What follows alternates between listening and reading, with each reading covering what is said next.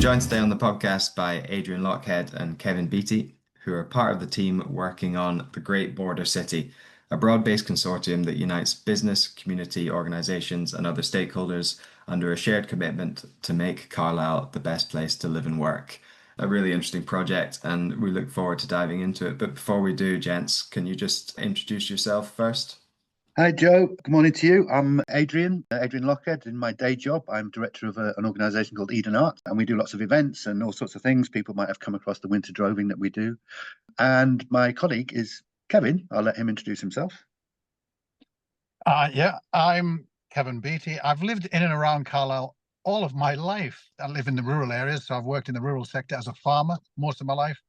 More recently, I have been working in natural capital, which is carbon, biodiversity, all that sort of nature-based stuff, working with businesses to offset their businesses in that respect against carbon and biodiversity. But I also had a minor political life, and I was the leader of Eden District Council in Penrith, which I also live near to now. I live halfway between Carlisle and Penrith. And so I was involved in local politics for a while as well. So I know that side of things. Also, I sit as the chairman of Eden Arts, which is Adrian's organisation. So I chair that organisation as a trustee. Fantastic. Well, thanks very much for taking the time out of your busy schedules to join us today. Kevin is in his car, pulled over somewhere. So we really appreciate you blocking out the time for this important conversation. Adrian, can you start off by telling us all about the Great Border City? Where did the idea come from, and what was your interest in getting involved? Well, it's been a bit of a slow burn, really. I guess I should say, because Kevin said where he's from. I live in Carlisle. And I mean, in a way, that is key to sort of what starts off your interest. Live in the city. I love the city. I think it's a great place. Obviously, we see these infrastructure developments going on, which are taking perhaps longer than everyone wants to take, but they are happening. And we see things like the university with its move to essentially what you'd call the gateway to the city, the development of the railway. There's all these things going on. And as I say, I mean, actually, as somebody who comes from somewhere else, I've lived in places like York and Chichester and London. I kind of think like quite a few people do, that it's not quite, it punches just a bit below its weight, really. It's perhaps even a greater place than the locals realise. So, as Kevin said, we have known each other for a long time professionally. I can't even remember how the conversation started, but it kind of has felt quite organically. Slowly, we started talking more and more about Carlisle and wanting to help the city to achieve. And we started talking to other people. And then we started talking about, potentially getting together with other people to find out what they thought, which we did. And slowly this evolved. This is about talking to people like Julie Mennell at the university, Andrew Mackay at Tully, businesses like Simon Harrison at Harrison Northern, his son, Joe Harrison, who has West Walls, Andy from Cumberland Building Society. So there was this group that started to meet and talk about, have we got a shared interest? And we do. The shared interest is in how can we get together to support the development of Carlisle in a competitive world. We know that there's all sorts of difficulties with the economy, with all sorts of things.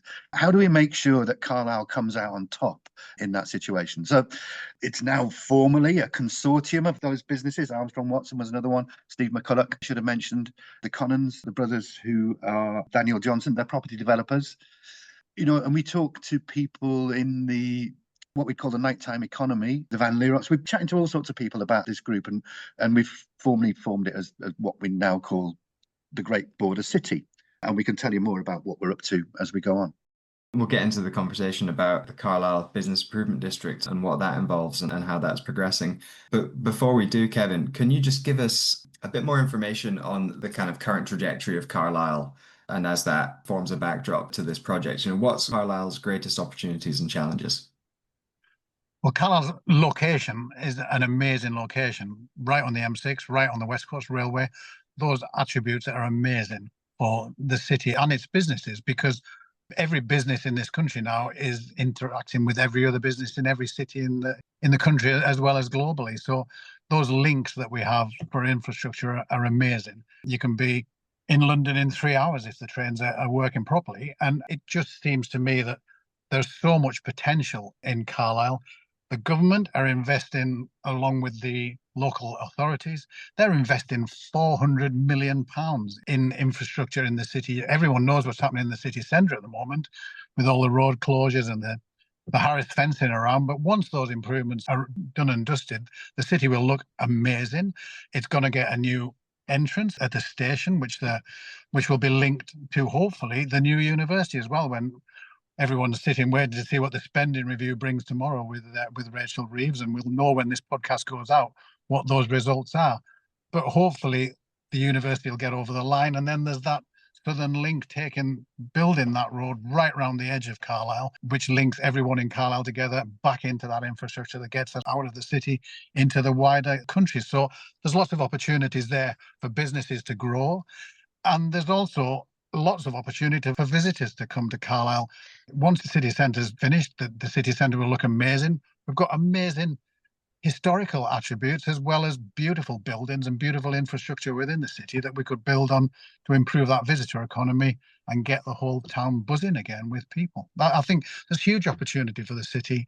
And once we get past this point where there's a slight malaise about the works that are being done, and you can't blame people for getting down it. It's very difficult to get into the town at the moment and enjoy its attributes, but those attributes will be there and they will stay there for the future. I'm sure there's a big positive future for Carlisle because of all of that. And everyone's hard workers in Carlisle as well. We've got brilliant international businesses that are based in Carlisle that some people don't even know about. Definitely, we're on the cusp of an amazing transformation in the city, and it's going to be an even better place to live in and visit.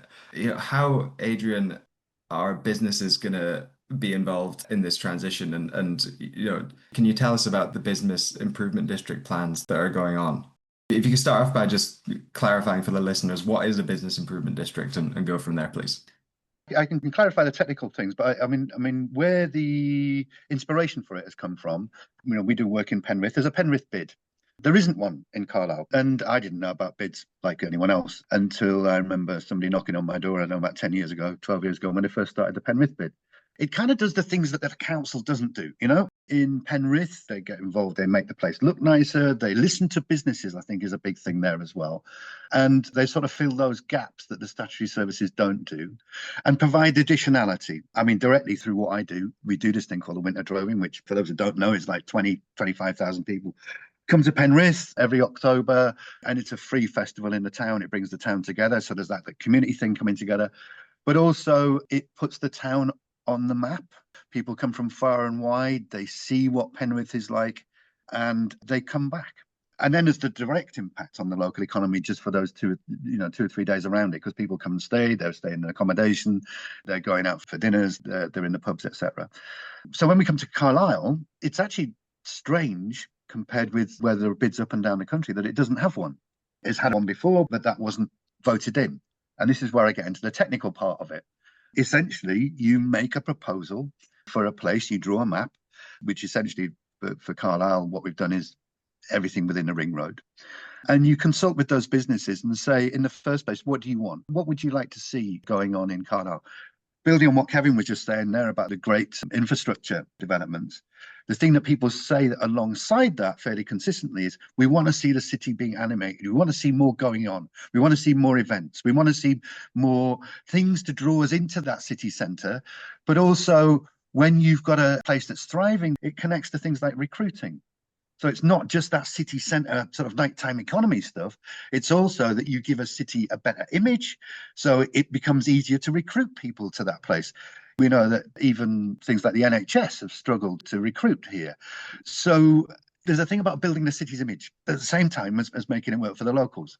Going back to it, the technical way that it works is that you draw a map around whatever area. It's up to us to choose, but we've chosen the whole of Carlisle. And you canvass those businesses to ask them what they want. And then ultimately you set up a ballot, and you ballot the businesses saying, would you like to have a business improvement district? How the business improvement district works is that the businesses that are balloted, they choose to make a contribution, which is called the levy. And essentially we build a pot of money that we can use to deliver improvements. And as I keep emphasizing, activities that are additional, that it's not what the statutory services, the council does, We've got to be very clear that it mustn't be that, really. We don't want to do that. We want to be able to do the things that are additional and that people say that they want. The three themes that we've been coming up with around Carlisle are this thing about more stuff going on, more events. And that can mean, sporting events, things like we see cycle races coming to other places, festival works. It's a very broad picture of what events means.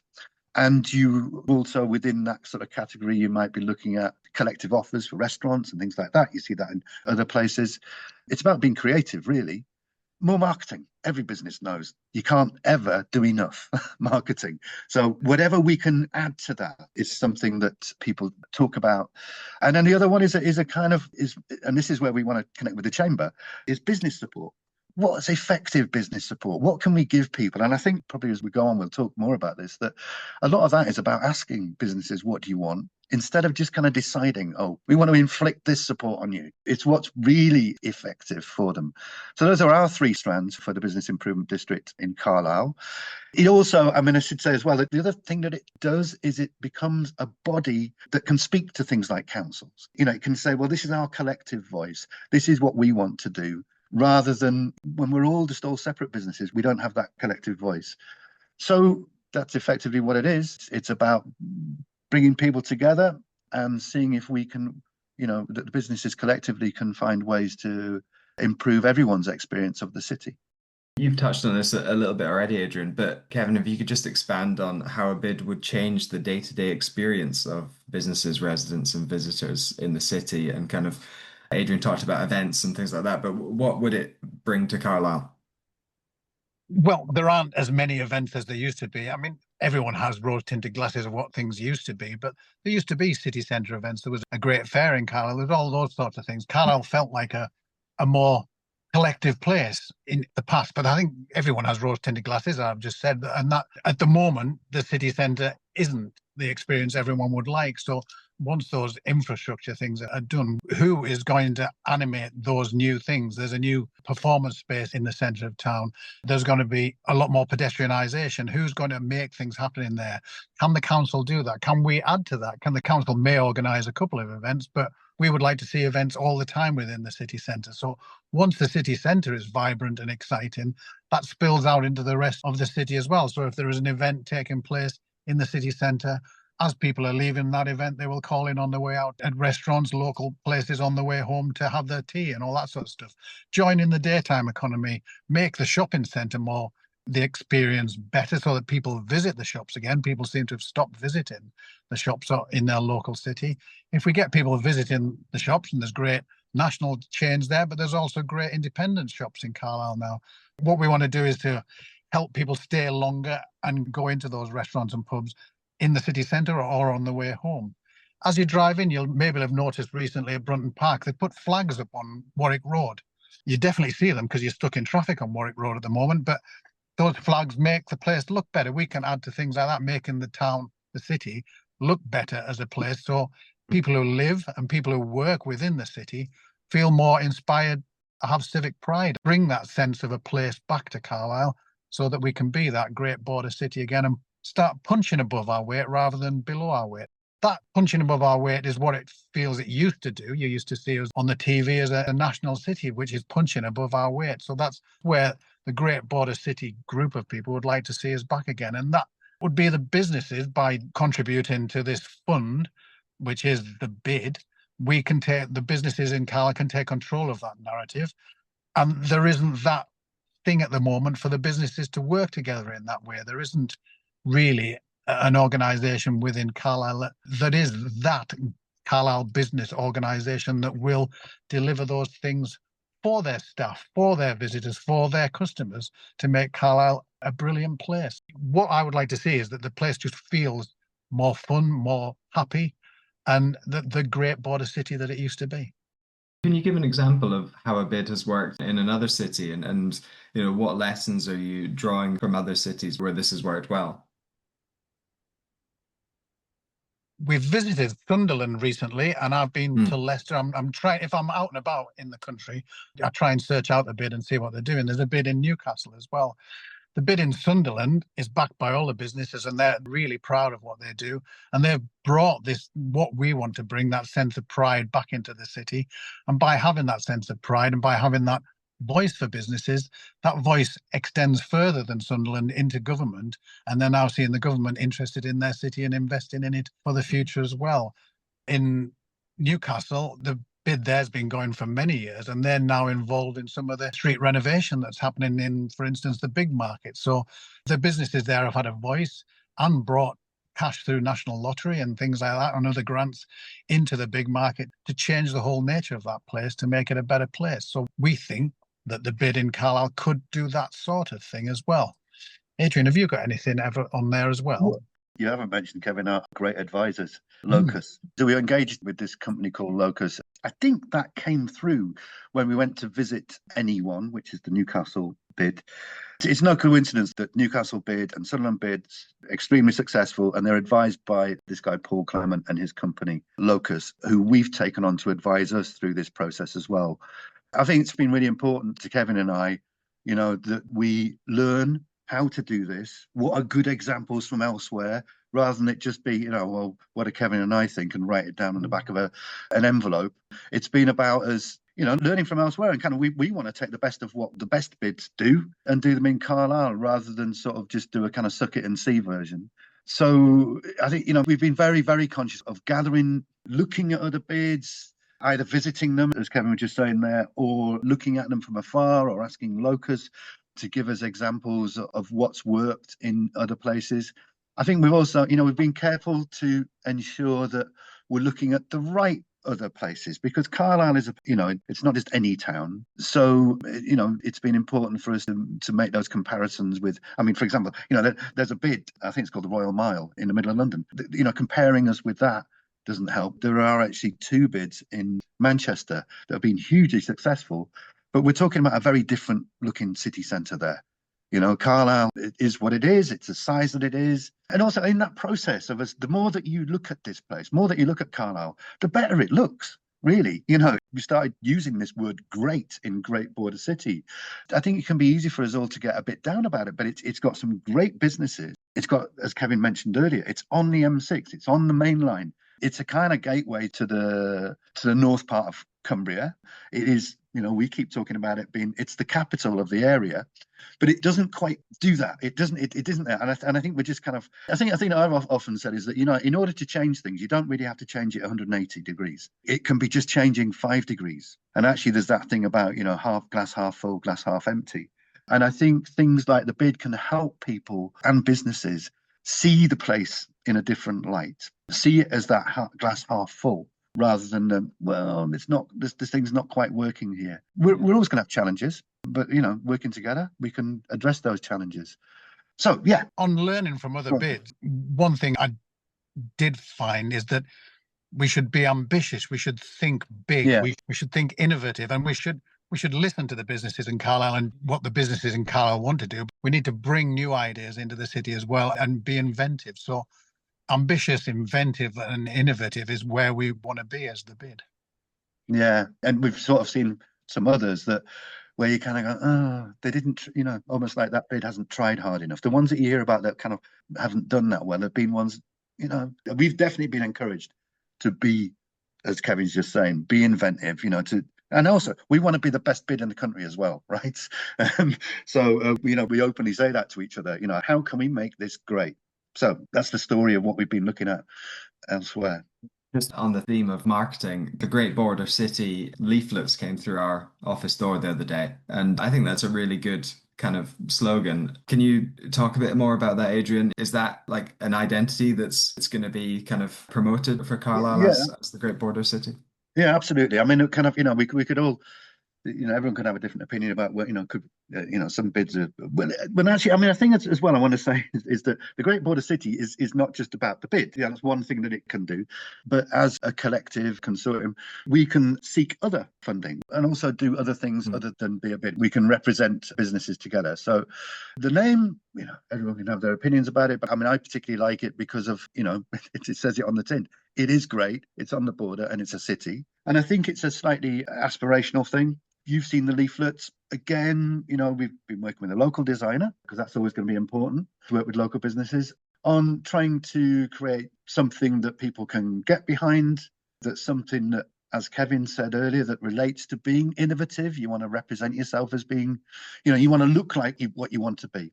And I think, coming back to the leaflets, they initially were about us saying, look, we exist. Here's the Great Border City. This is a bunch of people who are coming together to try to help to make things work and make them better. And we want to work with you. That's essentially what the leaflet was saying. Since then, we've gone on to write to the businesses and saying, well, one thing we can do is a bid. What do you think about that? We've been building up slowly. We've now got a LinkedIn page. We've now got a database of businesses that we're emailing, slowly building up the businesses that we're talking to. We've been talking to you. I think you're going to put out some stuff through the chamber, because we genuinely, we need to make sure that we're reaching out to all of the businesses in Carlisle. And just to finish up our conversation, we've got a couple of questions here around kind of how you ensure that you represent kind of voices from across the community. How does that work in practice? I think there's nearly 4,000 businesses across Carlisle, so we can't literally visit all of those in the next few months. But I am out on the streets. We are talking to businesses and asking what they think and what they want to do.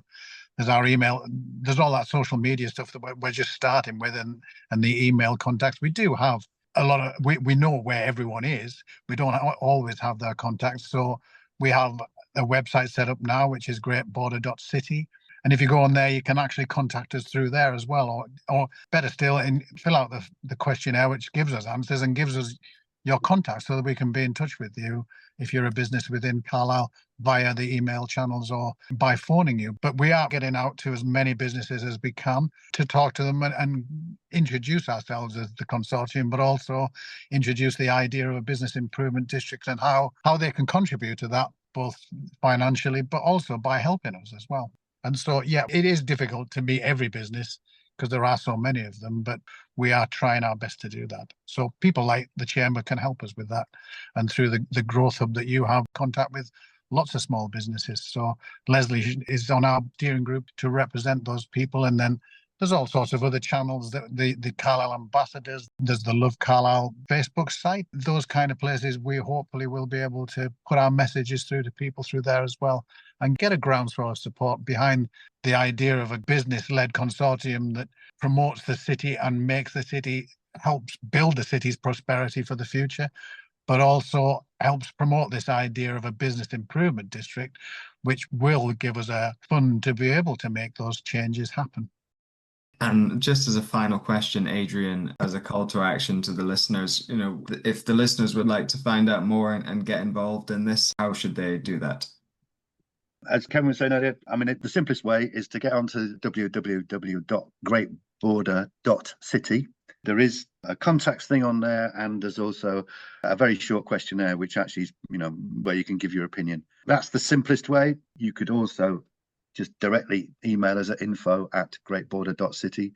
We absolutely do want to hear what people think. It can't be just what we think. So far, Kevin's been out there talking to a lot of businesses. We've got businesses responding already to the questionnaire.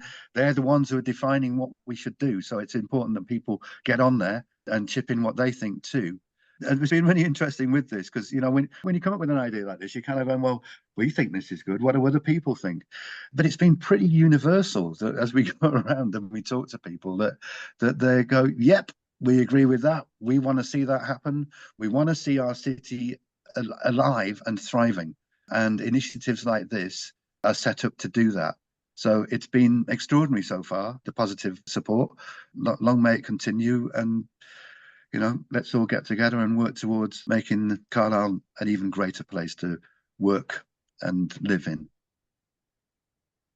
That sounds like a great note to end on. We'll put all of those links into the description so that people can stay in touch. And yeah, wishing you both all the best with the Great Border City. Thank you very much. Thanks, John.